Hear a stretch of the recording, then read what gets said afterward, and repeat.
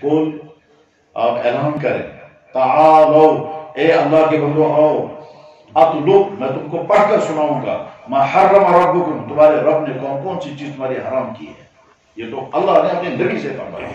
اور جناب رسول اکرم صلی اللہ علیہ وسلم خود ارشاد فرماتے تھے، سئل رسول اللہ صلی اللہ علیہ وسلم عن الکبائر، اللہ کے نبی سے پوچھا گیا کبیرہ گناہ کون کون سے ہیں؟ آپ نے فرمایا الاشراک باللہ، اللہ کے ساتھ کسی کو شریک ٹھہرانا، وعقوق الوالدین ماں باپ کی نافرمانی کرنا، وجمین الغموس جھوٹی قسمیں کھانا، وقتل النفس کسی کو قتل کر دینا. ہر ایمان والے کو چاہیے کہ اپنے پاس لسٹ رکھے، میرے اللہ نے یہ چیزیں میرے حرام کی ہیں، مجھے ان سے بچنا ہے. اس میں کھانے پینے کی چیزیں بھی ہوں گی، اس میں پہننے کی چیزیں بھی ہوں گی، اس میں کچھ حرکتیں بھی ہوں گی. مثلا اسلام میں زنا کاری سخت ترین جرم، شراب پینا سخت ترین جرم، شراب کی طرح کی تمام منشیات سخت ترین جرم، لانے والا بھی مجرم، دینے والا مجرم، پیسہ کمانے والا مجرم، کیا کرنے والا چوری کرنے والا بھی مجرم. حتیٰ کہ دکان پر مالک نے لڑکے سے کہا اس ریک میں سے بوتل نکال کر اس کو دے دو، یہ جو بوتل لے کر جانے والا اس کا ملا. حالانکہ چھوٹا بچہ ہے، بس ہوٹل پر شراب پینے والا شراب پینے کے لیے آیا، اس نے آرڈر کیا، ہوٹل والے نے مالک نے بچے سے کہا وہ بوتل لے جا کر اس کو دے دو، یہ جو بچہ بوتل لے کر جا رہا ہے اس کا ملا. اس حالت بیچارے کا کوئی قصور نہیں، بس اس کا ملا. تو شراب پینا حرام ہے. شراب کی طرح کی تمام نشیات، جتنی چیزیں اللہ اور اللہ کے نبی نے حرام کی، ہر مسلمان کو سامنے لسٹ رکھنی چاہیے. اور اس سے پہلے ایک عقیدہ بھی رکھنا چاہیے کہ میرے اللہ اور میرے نبی نے جو جو چیزیں میرے لیے حرام کی ہیں وہ مجھے نقصان پہنچانے والی ہیں، اس لیے حرام کی. ایسا کبھی نہیں ہو سکتا ہے کہ ایک چیز بڑی فائدے مند تھی پھر بھی اللہ نے کہا نہیں، ایسا کبھی نہیں. اللہ تو اپنے بندوں کے لیے ارحم الراحمین ہے. جناب رسول اکرم صلی اللہ علیہ وسلم رحمت للعالمین ہے، وہ کیوں اپنے بندوں کے لیے خامخواہ چیزیں حرام کرے گا؟ نہیں، جو چیز حرام اللہ اور اللہ کے نبی نے کی ہے وہ انسانوں کے لیے سخت نقصان پہنچانے والی ہے، اس لیے اس کو حرام کیا گیا. ہماری گلی میں کتا بھی ہے، ہماری گلی میں بکری بھی ہے. بکری کا دودھ بھی حلال ہے، کتے کا دودھ حرام. بکری کا گوشت بھی حلال ہے، کتے کا گوشت حرام کر دیا. وہ وجہ تو ہوگی. اللہ تعالیٰ کو تھوڑے کتوں سے محبت ہے، میرے ان کتوں کو یہ کھانے نہیں چاہیے لہذا بیان کر دیا. نہیں، لازماً جو جو چیزیں عقیدہ رکھنا چاہیے. ہر مسلمان ذہن میں بٹھا کر کے رکھو کہ جو چیزیں اللہ اور کے نبی نے حرام کی ہیں وہ انسانوں کے لیے سخت نقصان دہ ہیں، اس لیے ان کو حرام کیا گیا.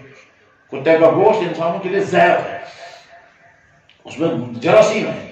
اسی وجہ سے جس کو کتا کاٹتا ہے جب اس کو جراثیم پھیل جاتے ہیں تو وہ پھر بعد میں باولا بن جاتا ہے اور آدمی کو کاٹنے آتا ہے. مجھے یاد ہے ایک مرتبہ مجھے فون آیا تھا کہیں سے، وہ فون کرنے والے کہتے ہیں جناب ہم راجوری میں رہتے ہیں، ہم جموں سے واپس جا رہے ہیں، ہماری گاڑی میں جوان لڑکا ہے، اس کو بچپن میں کتے نے کاٹا ہے، ہمیں معلوم نہیں تھا تو اس لیے علاج بھی نہیں ہوا. وہ جو کتے کے کاٹنے کی وجہ سے جراثیم پورے جسم میں پھیل گئے ہیں. ہم یہاں جموں ہسپتال آئے تھے، انہوں نے کہا اب اس کو کچھ نہیں ہوگا، یہ لڑکا جو ہے وہ کاٹنے کے لیے آتا ہے، ادھر سے بہت صحت مند ہے تو ہم نے رسیوں سے وہاں کاٹا. میں نے کہا کیا کہنا ہے؟ کہنے لگا اجازت ہے شریعت میں کہ ہم اس کو انجیکشن دیں زہر کا اور یہ مر جائے. بھائی تو انسان کے مارنے کا فیصلہ کر رہا ہے، آسان نہیں ہے. لیکن کہنے کا مطلب یہ ہے کہ اللہ کے نبی نے کیا فرمایا، کتا اگر برتن میں منہ ڈالے گا تو 7 مرتبہ برتن کو دھونا. فرض کیجیے بالٹی میں پانی ہے، بالٹی میں پانی ہے، ادھر سے بکری آئی تھوڑا سا پانی پیا، باقی پانی پاک. ادھر سے گائے آئی اس میں تھوڑا سا پانی پیا، یہ پانی ابھی پاک ہے.